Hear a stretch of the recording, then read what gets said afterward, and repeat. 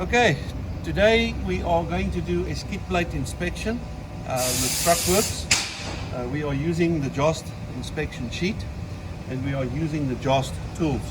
We've got the GN IM127, which is the skid plate gauge. We've got the J909L, which is the Kingpin gauge. We've got a 19mm ring flat spanner, and we will also be using the Jost 5mm measurement gauge. So when you look at the skid plate, first of all, you can see the skid plate has been cleaned very thoroughly. It's been scraped clean and washed down with thinners. All the tiny little imperfections are very visible.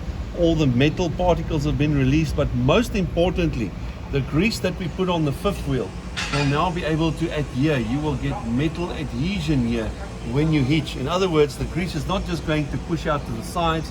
The grease is actually going to stay here where it's required. When you look at a skid plate, you can see how smooth this is worn down here. It's actually been polished. That polishing action is achieved by the graphite in the EP2 graphite grease. It's actually polishing the surface, and you can see here, it's a mirror finish. I can actually see my hand in the skid plate. And that is ideal. And that is because Truckworx regularly clean and use only EP2 graphite lubrication on both their fifth wheels and their skid plates, and that is how they are achieving this result, which is ideal. That is what we're looking for. This is this inspection sheet we will be using.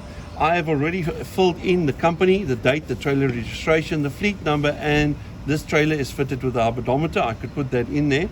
If you are unhitching from a truck, you can put the truck registration in there, which in this case is not there. If you're using an interlink, I would just scratch our truck and put in there leader registration, because then they will be going together as a unit. When you look at the inspection sheet, you will see there is a block type Kingpin and a flange type Kingpin. This particular Kingpin you see in here with the bolts clearly visible there, that is a flange type Kingpin, and I'm going to mark that one as the one that we are inspecting. In this area here, you will see some extra information regarding heights and sizes, as well as the torque ratings on the various bolts. Here is the first question: traceability, batch serial number and approval number. When you look at the bottom of the Kingpin, this Kingpin here you can see is a Jost Kingpin. I know it's not very visible, and there's lots of other information in there as well.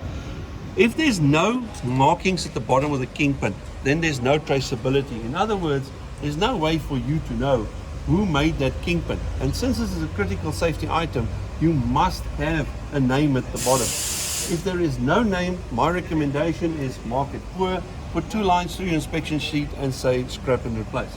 Since this is a Jost Kingpin, which is clearly visible with all the information, I am going to mark the inspection sheet good. The next question is skid plate condition, maximum distortion 2 millimeters.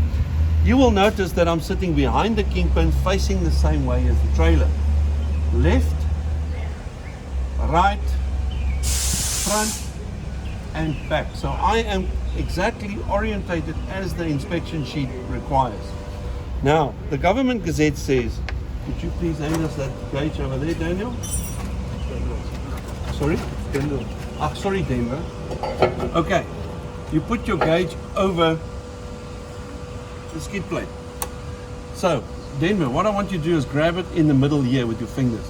Because the reason for that is, the law or the government gazette says that the gap between the skid plate and the gauge must not be more than 1.5 millimeter over a 485 millimeter radius in relation to the Kingpin.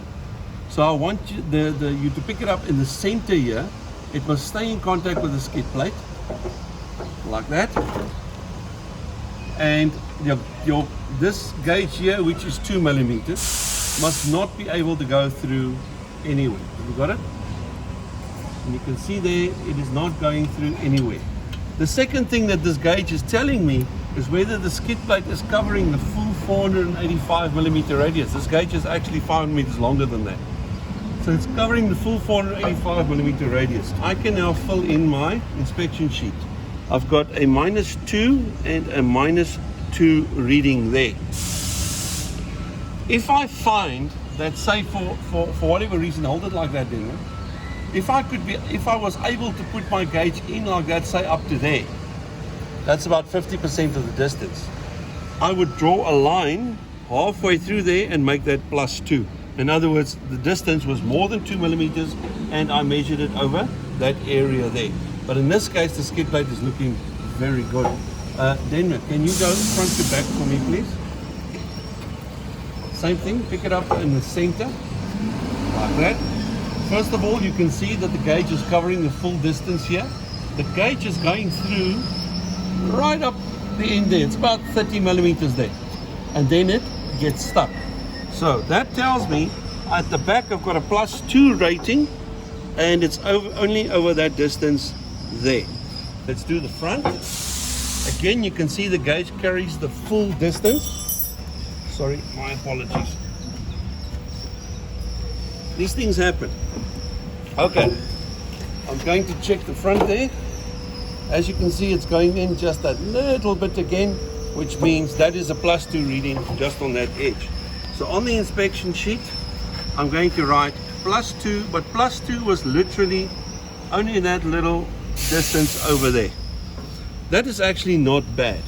What I also like to do, you can take that one down right just for the moment.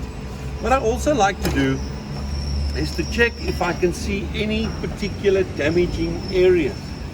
The only thing I'm noticing is that this area here and that area there, for some reason, is not touching the fifth wheel. So I might just make a little note of that. This area here, there, and that area there, and then there in front as well, there's a little patch there. These, for some reason, are no contact areas.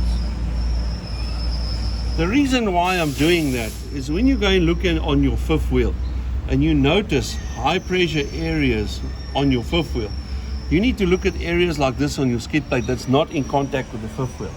For every area that's not in contact with the fifth wheel, the rest of the skid plate and fifth wheel are going to be under higher pressure areas. And that is where you're going to find these pit marks. Now, pit marks are caused by metal to metal contact. There you can see a nice example there.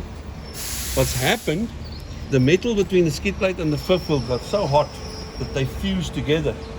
And then a piece of the skid plate got ripped out, and that has now been dragged over here between the skid plate and the fifth wheel, creating little metal particles, damaging the skid plate and the fifth wheel top plate. There's another nice example of a piece that was ripped out there. You can see there. But because they're using graphite lubrication, even that is being polished away constantly. Okay, so based on what I'm seeing here, I've got +2 just there, +2 just there, the rest is -2, and that is -2 all the way through.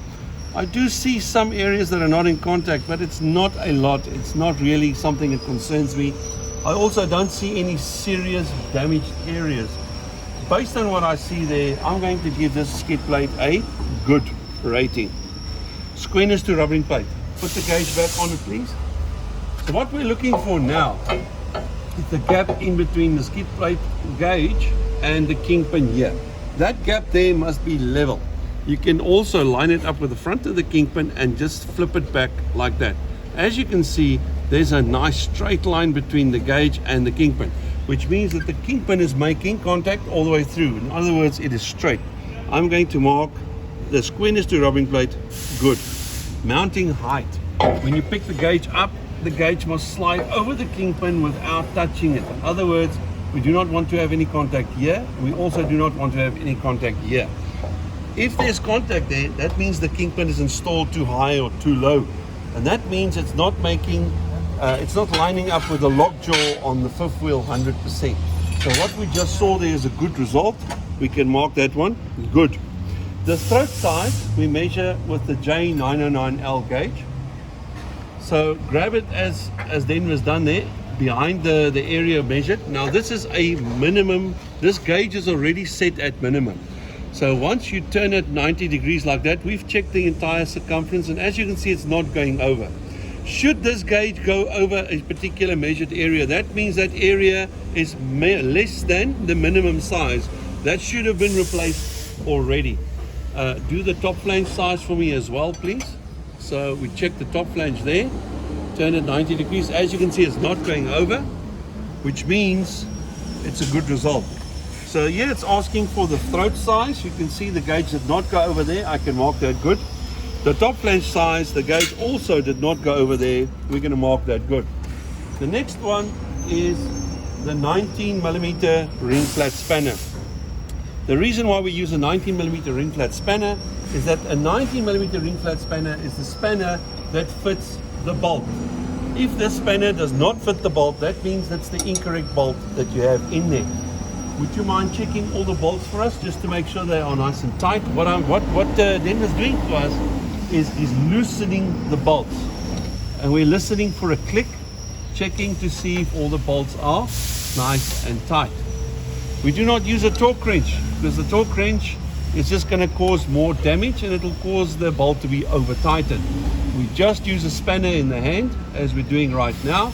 So that tells us a couple of things. Number one, because the 19mm ring flat fits, it's the correct bolt. Are all the mounting bolts fitted? Yes, they were all there. Are all the bolts torqued to the correct setting? Yes, they are tight, and we did not create any damage. I can now put my name, signature, and the date. This skid plate, as you can see, there is no reason for me to say it's unsafe. There's nothing that's undersized here. The Kingpin is not skewed. The Kingpin is not at the incorrect height.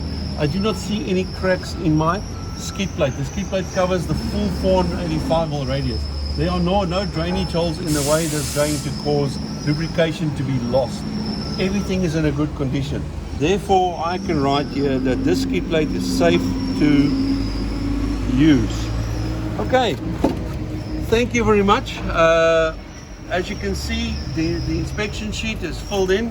I know exactly what the condition of my skid plate is and what planning I have to do for the future as far as maintenance is concerned. I want to thank Truckworx for this opportunity to show you guys how to do the skid plate and the fifth wheel inspection. If you have any further questions, please feel free to contact Truckworx. I'm sure they will be happy to assist you. Have a good day.